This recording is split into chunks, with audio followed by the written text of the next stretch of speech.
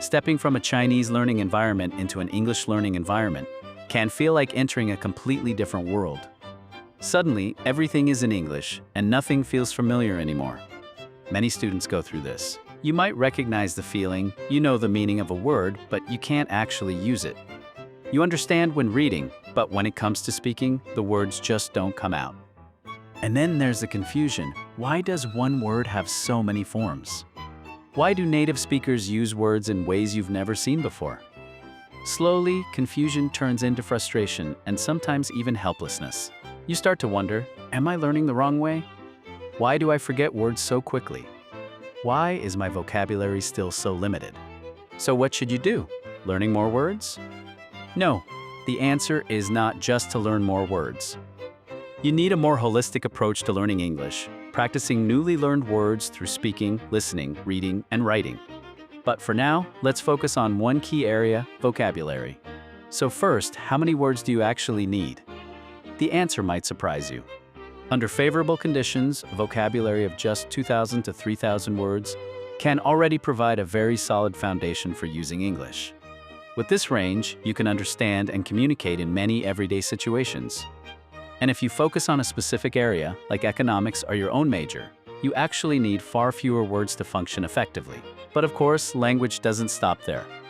At the other extreme, a dictionary, like Webster's Third New International Dictionary, contains around 54,000 word families. Even native speakers don't know everything. But as a general rule, up to a vocabulary size of around 20,000 word families, native speakers tend to add about 1,000 new word families every year. And importantly, this kind of growth can happen much faster in a second language environment. So yes, your vocabulary can grow quickly, but only if you learn in the right way. Now let's make this practical. According to Schmidt N and Schmidt D, if your primary goal is to enrich your word knowledge, then learning around 20 words per week is sufficient. Because knowing a word is not just knowing its meaning and pronunciation. It also includes its spelling, its collocations, its word family, and its level of formality. And that takes time. But what if your goal is different? What if you want to expand your vocabulary size more quickly? Then the number needs to be much higher. Milton and Mara found that learners studying in a British university environment, with frequent interaction with native speakers, gained about 1,325 words in 6 months. That's roughly 221 words per month. Much faster than the same learners achieved in their home countries. Next, you might be wondering, where should you start? And what sequence should you follow when learning vocabulary? Let's make it clear and practical. The first step is to build a strong foundation. This means mastering the high-frequency words, especially the approximately 2,000 words in the General Service List, or GSL. These are the words you see everywhere. In conversations, in daily reading, across a wide range of texts. They form the core of the language. So at this stage, it's worth investing a lot of time, not just learning these words, but really solidifying them. Once you have a firm grasp of around 2,000 to 3,000 common words, you're ready to move forward. Because now, your learning can become more focused. The next step is academic vocabulary. At this point, it becomes important to focus on the academic word list, or AWL. These are the words that appear frequently in academic texts, across subjects, across disciplines. By investing time in these 800 words, you will find it much easier to understand lectures, readings, and assignments. In other words, academic vocabulary helps you operate in an academic environment. But vocabulary learning doesn't stop there. The next phase is technical and low-frequency vocabulary. Technical words are closely tied to specific fields, like engineering, linguistics, history, biology, or computer science. To truly understand your subject, you may need to learn 1,000 to 2,000 specialized terms for each field. These words may not appear often in general English, but within your discipline, they are everywhere. And they are essential for building real expertise. Finally, there's one more category: low-frequency words. There are a huge number of them, around 123,000 words in total. But here's the important point: you don't need to memorize them all. In fact, trying to do so is neither practical nor efficient. Instead, what you need are strategies, ways to deal with unfamiliar words when you meet them, how to guess meaning from context, how to use word parts, how to decide whether a word is worth learning or not. These strategies will help you handle rare words in a much more rational and effective way. So rather than trying to learn everything, focus on learning the right words in the right order and in the right way. So now you know what to learn. But the real question is, how should you learn? The key idea is simple. Don't stop at meaning and pronunciation. If you only memorize what a word means, you may recognize it, but you won't be able to use it. Real learning happens when you go deeper, when you process words, not just store them. One useful way to guide this process is Bloom's taxonomy.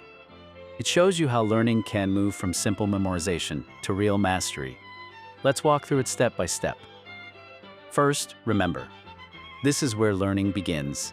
Repeating words aloud, writing them down, using flashcards, noticing their shape, their sound, their spelling.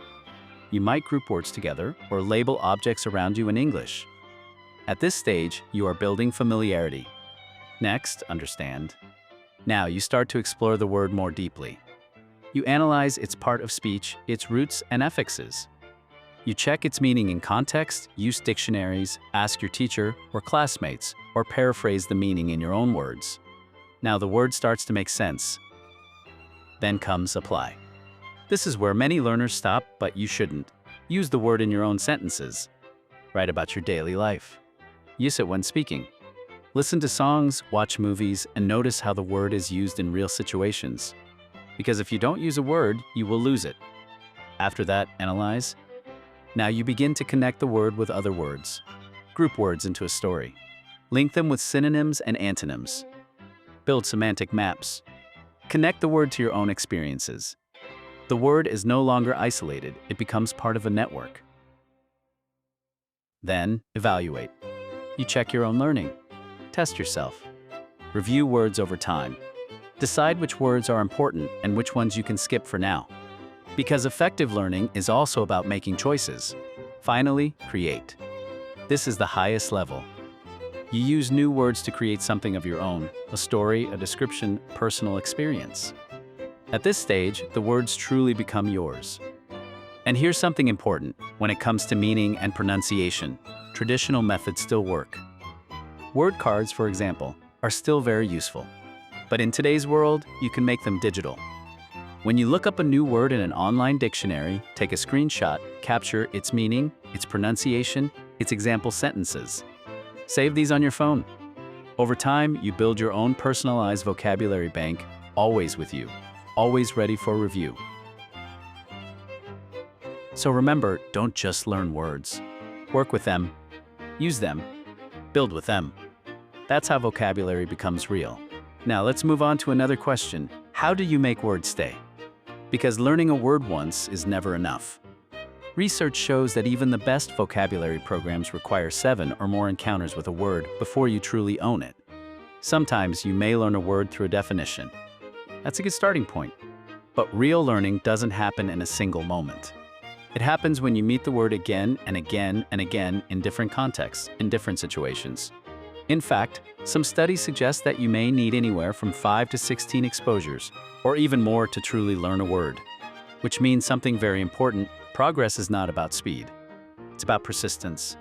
The decision to keep going, to keep reviewing, may be the most powerful strategy of all. So what exactly do we mean by encounters or exposures? Simply put, we mean reviewing. To do this effectively, you can follow the idea of the Ebbinghaus forgetting curve. This curve shows us a simple truth: we forget quickly, unless we review at the right time. Here's a practical way to apply it. First, review after 1 day. This helps you catch early forgetting and strengthen your memory. Second, review after 3 days. Now you deepen recall and begin forming long-term memory. Third, review after 7 days. You reinforce retrieval and make the word more stable. Fourth, review after 1 month. Now it moves into long-term memory. And finally, how to manage your time when you learn or review. This is where the Pomodoro technique can help. It's simple but powerful. First, decide on the task you want to complete. Then, set a timer, usually for 25 minutes. During this time, focus only on that task. No distractions. When the timer rings, stop. Take a short break, about 5 to 10 minutes. Then, go back and repeat the process. After you complete 4 sessions, take a longer break, around 20 to 30 minutes. then start again. This rhythm helps you stay focused, avoid burnout, and keep your learning consistent. So remember, learning vocabulary is not about doing more in less time. It's about doing the right things, in the right way, at the right pace. Take it step by step. Stay consistent. And trust the process. Because real progress takes time